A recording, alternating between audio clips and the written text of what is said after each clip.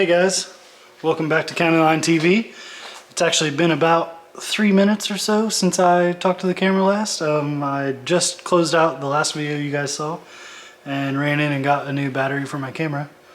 So now we're going to start the next video. I'm actually going to be doing something right here for you. Little hint, it's in those boxes. I'm sure you saw the title. But there's like not a lot of light over here, and this is supposed to be like my workbench part of my shelving here. And there's no light, so we're gonna fix that. I already bought a light, or a couple actually, because there's also a lack of lighting over here in my area of the shop that I have all my toolboxes and stuff in.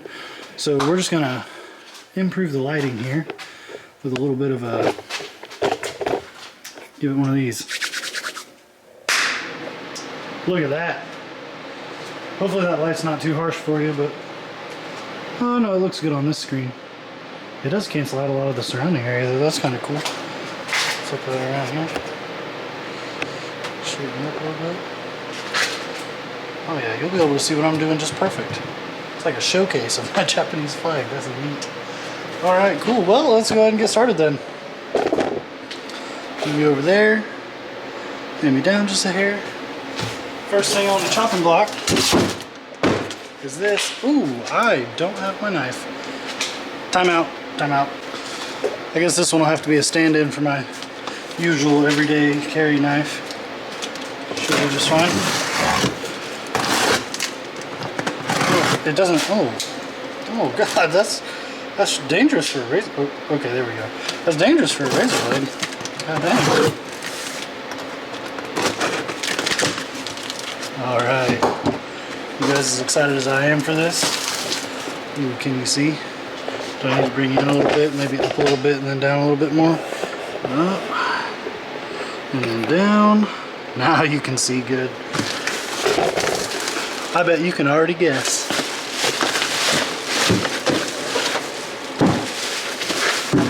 It's like Christmas.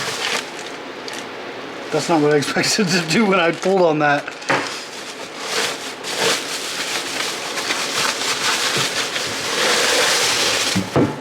She's shiny.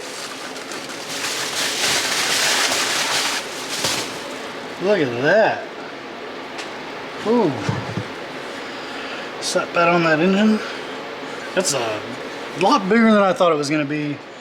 If we're being honest, that might create some problems, which is why I went ahead and ordered this, even though I didn't really want to. This early on, at least, you know, money situation or whatever. But that's why I went ahead and ordered it, is because I was worried about causing strut tower issues. And if I figure out I have strut tower issues, I can probably resell this to like Trevor or someone. Well, it's huge. It's shiny and front facing and has a huge throttle body opening. Look at that. You can, oh God, you can. Leave your jokes for that in the comments below.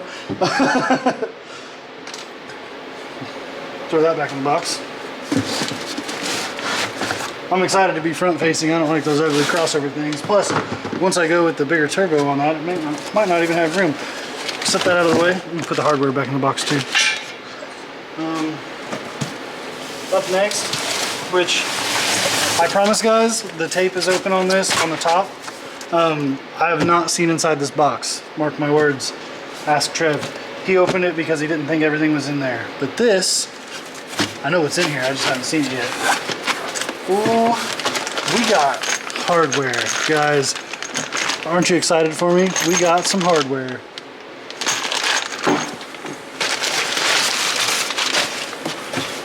Look at that.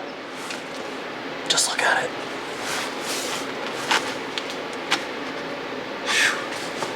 That is, oh, it's heavier than I thought it'd be. That is one expensive piece of CNC metal there. Wow, that's neat though. It's I don't know if you can read it because the whole light situation, but Auto Sports Engineering. Feels like that's either like stamped or laser etched or something into that metal too. Neat. Set that over to the side here. Dig further into this box. We're getting deeper. Alright.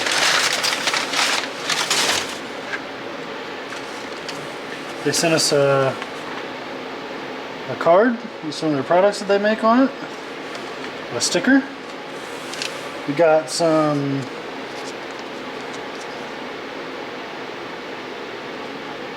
retaining compound and what looks to be some dowel pins. I would assume that'd probably be to go in the spot for the bell housing, maybe. I don't know. We got a lip seal. Not entirely sure what for, if we're being honest. And then we got our... It's funny, they kind of had it sitting in there where it'll be. But the bearing to go on the 2JZ crank and the Nissan input shaft from the CD transmission. And our flywheel, which is surprisingly light and has starter teeth on it. I thought I had to use the flex plate from the GE engine. That's strange. I'll have to do more research on how this all works. But that's that. We got our swap kit to go from 2JZ to Nissan CD.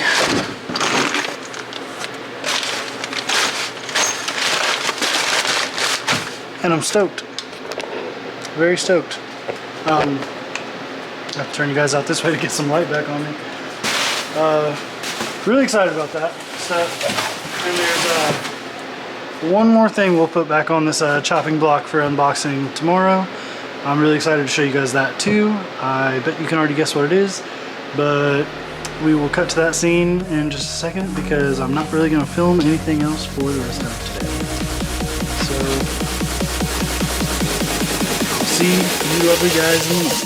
Montage.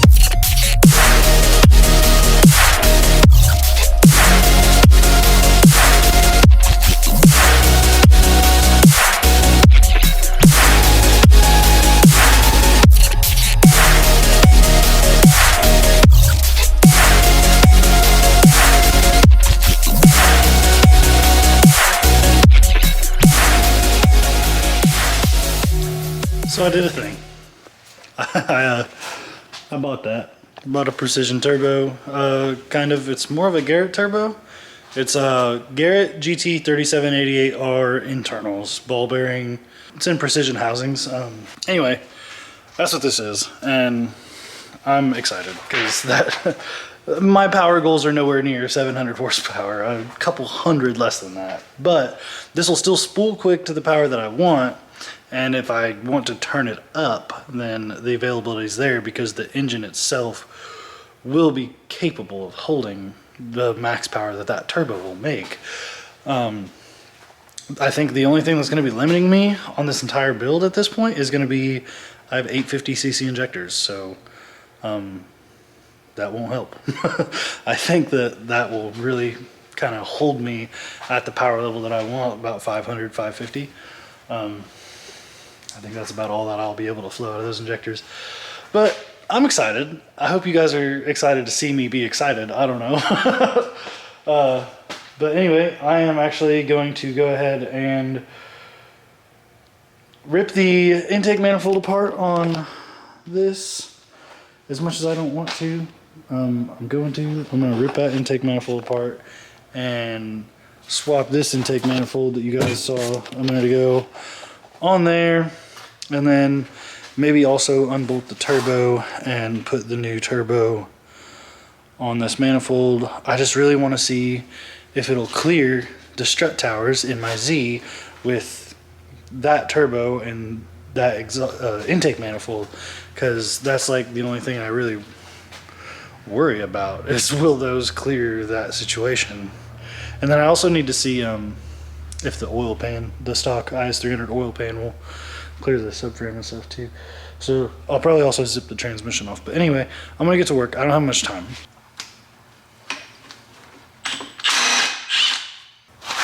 Unfortunately, there's a lot of vacuum lines and stuff that go to this portion of the intake that I'm getting rid of.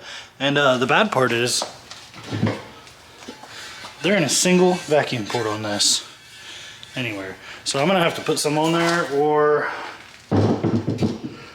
utilize some of the vacuums that I can find on the lower part of the intake, but there's really not a lot, so.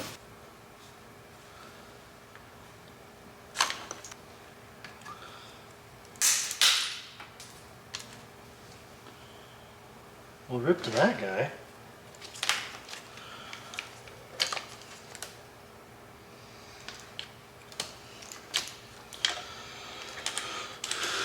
That's cool. My freaking TPS sensor literally just broke when I tried to squeeze the thing to get it out. I think that's everything now. I think I can go ahead and try to bust it off there.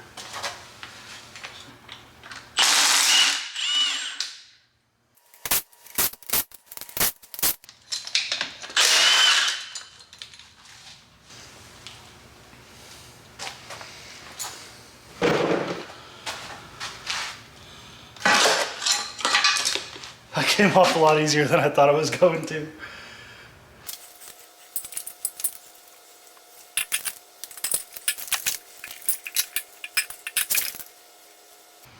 Rip. You guys come here. There we go.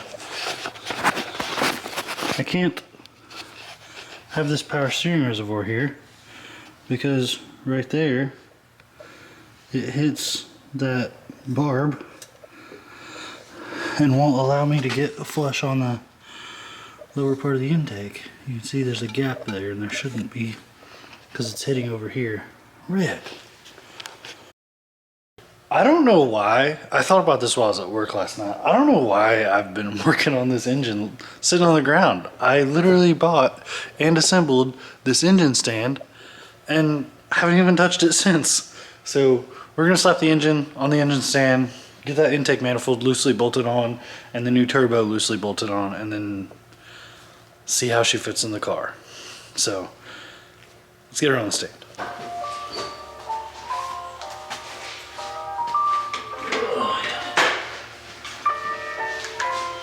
I get one of my small doors running again. I don't want to fit in.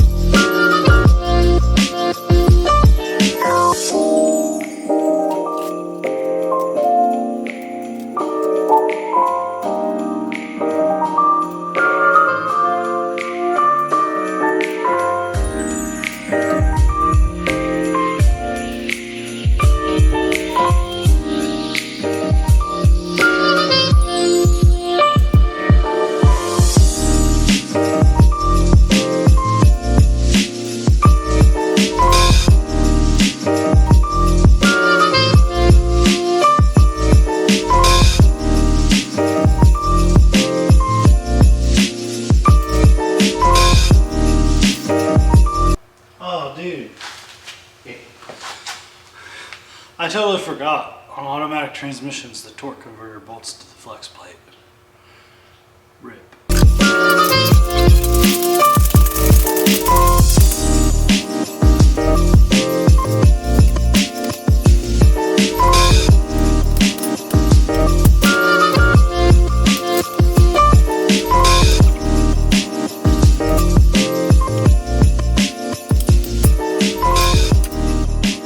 Camera died on me, so that was cool.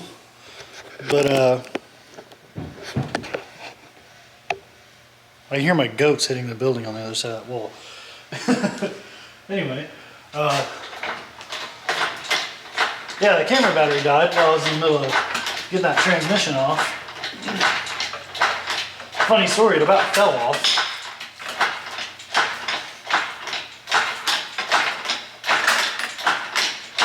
I started unbolting the flywheel bolts or torque converter bolts. I don't mess with automatics very often. I started taking the torque converter bolts off and the transmission just started sliding on out. Would you let go? What are you doing there?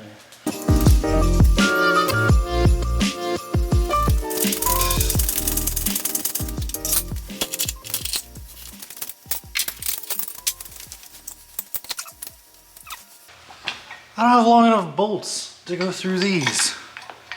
Dang it. Well, guys, unfortunately, I don't have bolts to put the engine on the engine stand, and I want to put the engine on the engine stand so I can get everything bolted up on it. That way I'm not bent over killing my back. So I can do a test fit in the 350Z. So stay tuned for the next 2JZ episode, and that'll be an actual test fit in the car, just to see if everything clears and I can actually run that intake manifold and stuff. So stay tuned for that. I guess we'll see you on the next one. The next one will actually be, let me get you off the tripod here. The next episode will be probably getting the alignment brackets done. That way I can align my dad's car. And then the one following that will be another 2JZ episode where I actually get that crammed into this bay and see if it fits. With that being said, like and subscribe. Thanks for watching. I'll see you on the next one.